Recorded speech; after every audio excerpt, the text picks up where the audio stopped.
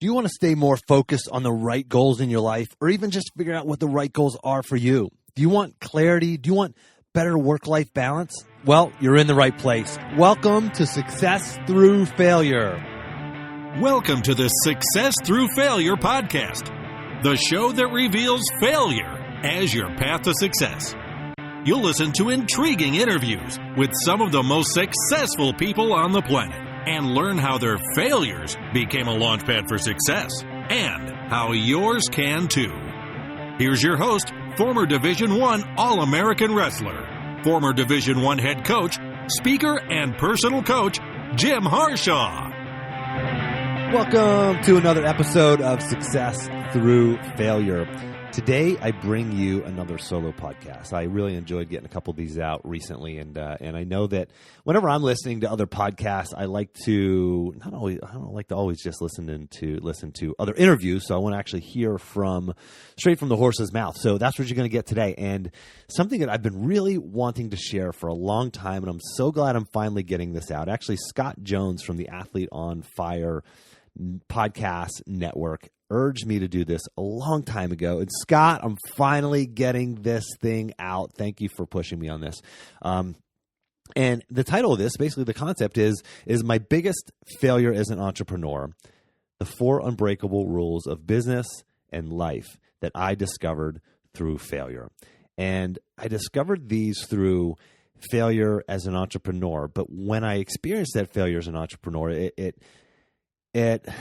it forced me to look back on my life as an athlete, in my life, in my relationships, my life and my health and fitness, and all the areas of my life, and see how these unbreakable rules applied, and they all do, and it's fascinating. It's interesting, and I think I know you're going to be able to apply these to your life right now. There's going to be a lot of really, really practical stuff. I don't like a whole lot of theory stuff. I like taking theory and then making it really practical, actionable, tactical, so you can use it right away in your life. That's the kind of podcast I like to listen to, and so that's what you're going to get today. So, a lot of you, if you've been listening to my podcast for any length of time, you know a little bit about my backstory as a wrestler. So I was a wrestler at the University of Virginia, and in the sport of wrestling, the NCAA Division I National Championships, it's like our Super Bowl. It's aired live prime time on ESPN, and there's 18,000 people in the arena for each session just this past year in St. Louis. And that's where I really experienced some significant failure, some crushing defeats in my life. And at the National Championships, trying to reach my goal of becoming a Division I All-American. And you can watch more of that in my TED Talk. But, it's easy for me to sit here and say it, but, I had a lot of face buried in a towel in tears moments because of that goal. And there's a lot of pain and suffering that went into it, physical pain and suffering, as well as the emotional and psychological pain and suffering and self-doubt and, all that anguish that is created by the desire to attain a lofty and worthy goal. There's always going to be that struggle and that failure and that setback and that adversity along the way. It's just how it works. And I know that we always tend to look at people who are really successful, whether they're entertainers up on stage or athletes on TV winning the championship or entrepreneurs selling their business for a big IPO, or somebody, just your neighbor down the street. We look at people and we go, their life is a little easier. It was easier for them because this, that, and the other thing. But my situation is different. Well, that's not the case. Your situation, sure it is. It's different, but it's not unique in that you have reasons why you can't succeed. I mean, everybody does, and everybody fails. And I'm actually going to be interviewing an amazing guest, Eric Weinmeier, who is blind. He climbed Mount Everest, whitewater kayak, not rafted, but whitewater kayaked in a small single one-man boat down the Grand freaking Canyon. And I'm a whitewater kayaker. I've kayaked massive Class 5 whitewater. This is serious stuff that he did. And we look at somebody like that and we go, oh, well, obviously he has this very apparent limitation. He's blind, but he still achieves amazing things. And sometimes we get caught in this mindset of going, yeah, well, if I had something significant like that too, I would set these huge goals and try to break down barriers because I would like to prove everybody wrong and prove myself wrong that I really can achieve these great things. Well, we kind of get caught in that mindset, and we have to realize that no, we have all of the tools at our disposal right now. A blind guy can climb Mount Everest and whitewater kayak the Grand Canyon. I'm reading this book right now, and there's all kinds of stories of people who've lost their legs and done all these amazing things. And you don't need that tragedy to happen to you, right? You just have to set lofty goals, find reasons why you can, and then start attacking them. And so my failure started as my experience as a wrestler at the University of Virginia. Fail. Finally, those failures led to success, and I became an All-American my senior year. And there's a lot more emotion that goes into it than that. If you want to see that, then just check out my TEDx talk. Just go to my website, jimharshawjr.com/TED, and you'll be able to watch that. It's a 7-minute talk.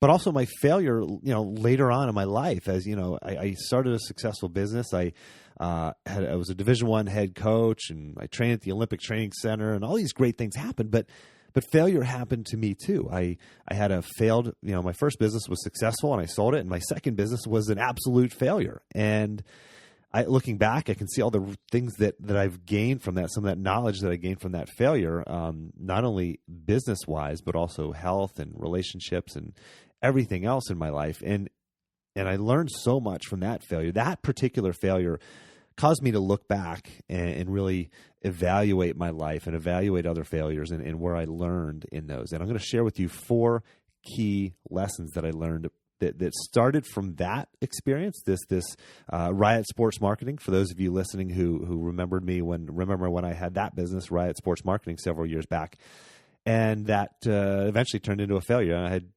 money and revenue and income, but just it wasn't sustainable, and I couldn't grow it. So I shut it down. And here's what I learned.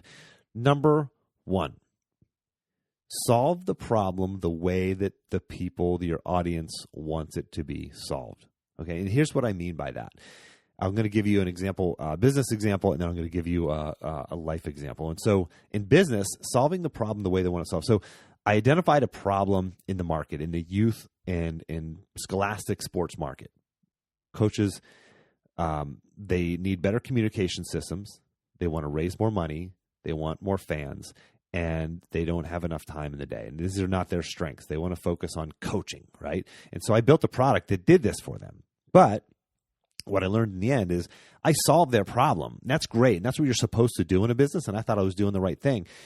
But I didn't solve the problem in the way that they wanted it to be solved. And therefore, it failed. So if you're an entrepreneur, you don't need to just solve the problem. You have to solve the problem in a way that's going to work for your market. And I solved it in a way that it didn't work. And eventually I learned to ask the right question, and which I'm going to talk about later, about the magic question. And I figured out how they wanted it to be solved. And by that time, I had a full-time job. I was out of money. I was out of steam, and just really wanted to shift gears. So I had already shifted gears actually at that point. But how do you apply that to your life? So let's say you want to strengthen your relationship with your spouse. And I was talking to a guy the other day, and he's like, "Yeah, you know what? You know what I'm going to do? I'm going to start working on my to-do list, my honey-do list. I'm going to fix the plumbing, and she wants me to do this thing in the kitchen. I'm going to do this and that." And my question was, is that how, because he was telling me how his relationship with his wife wasn't very strong.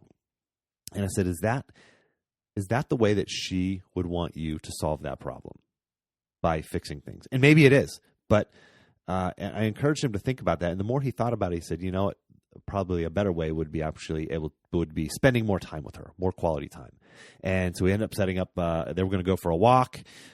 He was actually going to plan it so that they could have just time together, just she and he could go on a walk. And then he was going to follow up with a handwritten note, and then later on a date night. So it was really important that he solved that problem, not in the way that he wanted to solve it, but the way that he thought, it's the kind of low-hanging fruit, the easiest thing for him to do, but actually doing the productive pause, actually stop, hitting the pause button and going, hey, what's the best way to solve this that she would work for her, right? That would make her feel closer to me. So that's an important takeaway. So don't just solve the problem. Solve the problem in the way that the market or the audience or the other person wants it to be solved. That's number one. Number two, minimum viable product. There's this philosophy out there in the entrepreneur and the business world of the lean startup. There was a great book written, 5, 6, 8 years ago called The Lean Startup, really popular book in the business world, entrepreneurial circles. There's a model of software development called agile development. And that's, and then there's this concept of MVP, minimum viable product. So these things they're all the same thing. They're all really closely related. Minimum viable product, lean startup, and agile software development. It's all about not building the whole thing, but rather building it in pieces and then launching it, giving it to the market, getting feedback, and then adding bits and pieces to it. So we'll go back to my Riot Sports Marketing example. I built this whole thing out without actually I started small. I actually started down this path with a minimum viable product. And then once I proved the concept worked, I raised money, got angel capital, and we built this software out. And it was great. It had all these bells and whistles. And it started selling slowly, but I kept sinking money into my developers and paying them to add all these new bells and whistles and features. Turns out they didn't even, my market didn't even want these additional bells and whistles and features. All they wanted was the core product. So I developed this, I overdeveloped the product. Instead of giving them the product, letting them tell me what they liked about it, what they didn't like. And now, when I think back on it, I do remember some feedback that I got that I should have taken and actually taken that feedback from one person and gone to 10 others and say, is this what you want also? And let them build this thing for me. Let them tell me exactly what they want. So minimum viable product, put the minimum solution out there and then improve and iterate upon that. And I'm going to give you a real life example. If you're a business leader, I'll give you an example of a person I was talking to again recently, a coach. And he wants to, he's the head coach and he wants to do a better job of delegating to his assistant coaches. And by delegating to his assistant coaches, he would free up his own time and allow him to do things that he wants to do, but also give them some responsibilities, offload some of his work, but also let them have some input and participation and really feel invested. And his initial solution was, okay, he said that I'm going to write out this whole to-do list and just start assigning tasks to them. I said, hold on, let's think about this. Maybe there's a better way to do it. How about you first sit down with them, ask them what their strengths are, how they want to be involved, and what kind of things that they want to do. And instead of just developing this long to-do list and giving it to them, let's go backwards. Let's go to them first and say, hey, what do you want to do? What do you want to that would help you feel most invested? What are your strengths?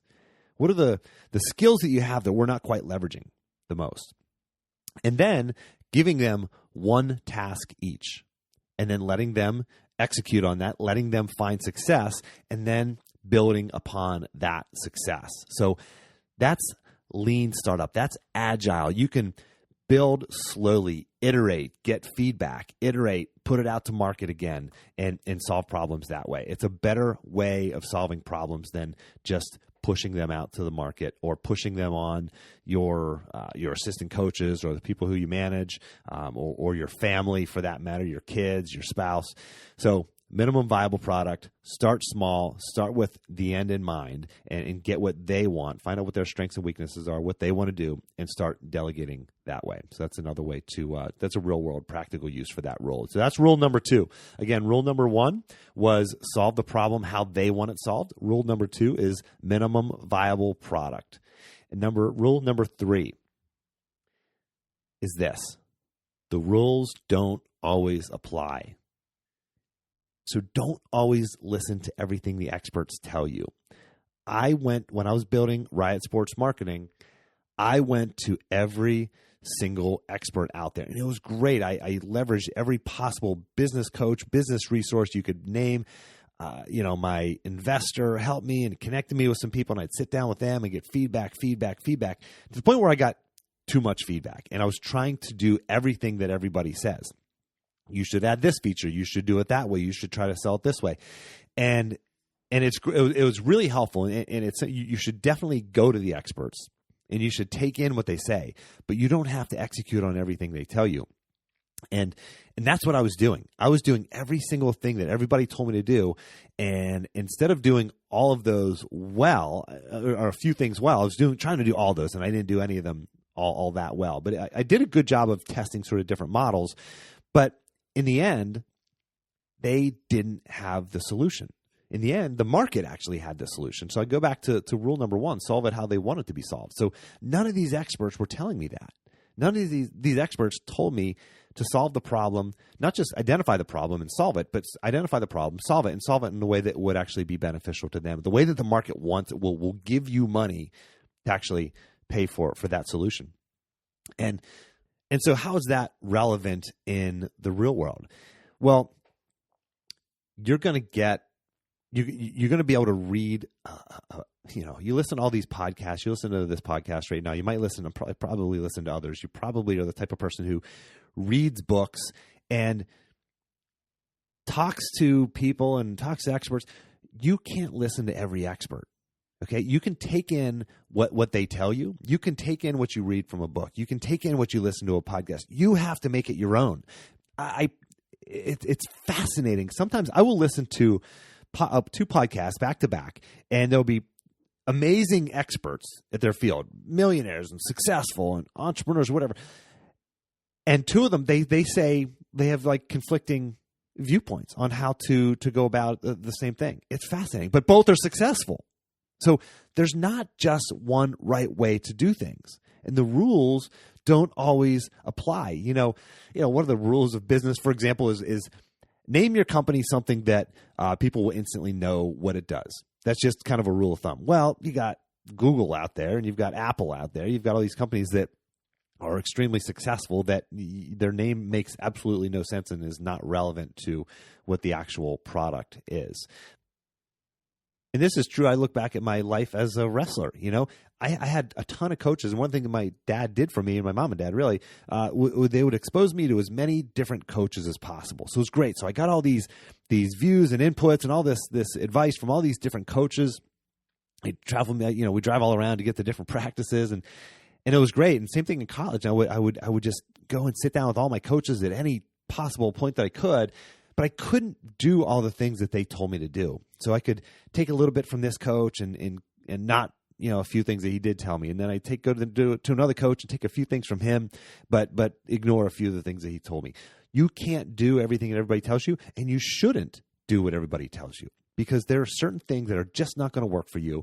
And there's a right way for you to go about things. And that right way is not the exact same as the three other people that you've talked to that have done this in their own way. So you have to create your own way of moving forward in relationships, in life, in business, at your workplace, etc. So that's number 3. The rules don't always apply. And finally, number 4, identify and use the magic question.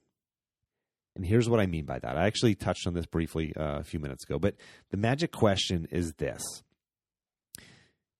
If you're building, I'm going to give you examples of it. If you're building a software, the magic question isn't, what are your biggest pain points? That's a question that leads up to the magic question. You got to find the pain points of your market, but you've got to ask this question. Once I found this question, this magic question, once I identified this, and actually got it from another podcast called The Foundation. They teach people how to build a software. It was fascinating. Once I heard this, I actually applied it and got the exact solution that I needed. But like I said, I was out of money, out of energy, out of time, already a job, etc. But the magic question for software is this: what is your most time-consuming, repetitive, or annoying task?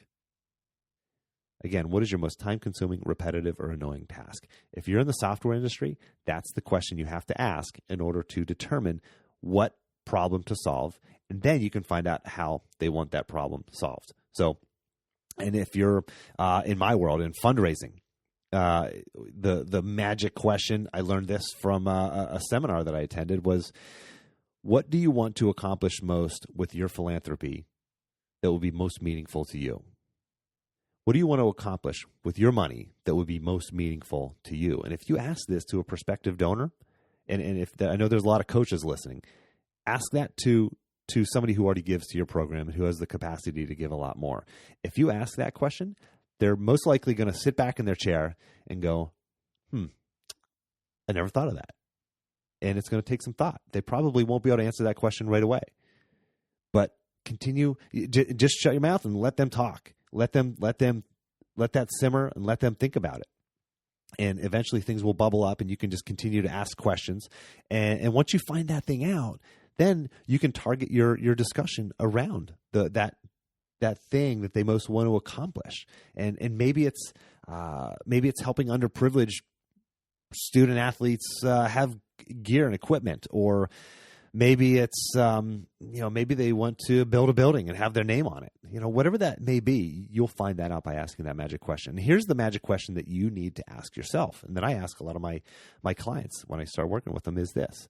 This is the personal magic question. What are the 3 areas you most want to improve in your life?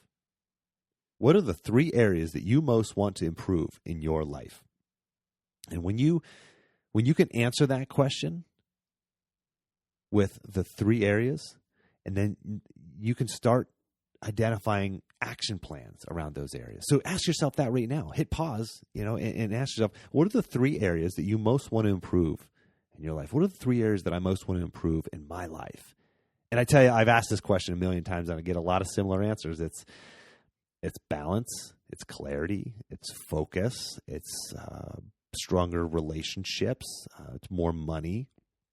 But once you identify those things, bring them to the surface and attack them, put them in the light of day. Now you can attack them. Now you can see them. Now you can actually work on those things. So that's it. Those are the 4 unbreakable rules. Number 1, solve the problem how people want it to be solved. Number 2, minimum viable product. Just test things out and put them out there before you build the whole thing. Number 3, the rules don't always apply. And number 4, ask the magic question. Discover that magic question for you. Whatever your industry is, if you're going to use this professionally or personally for yourself, what are the 3 areas that you most want to improve in your life? Bring those into the light of day and start working on them. I hope this was valuable for you. If so, if you could, please leave me a rating and review on iTunes. That would be great. Probably the best thing that you could do would be to share this with one other person. So if you found this on Facebook or Twitter or on my website, if you could just share this link with one other person who you think it would be meaningful for, or if you can just retweet it or reshare it, just growing this audience is and growing the number of people that I can impact with my message is most meaningful to me. So thank you for that help. And as always, take the time to get clear on your goals and embrace failure as a stepping stone on your path to success.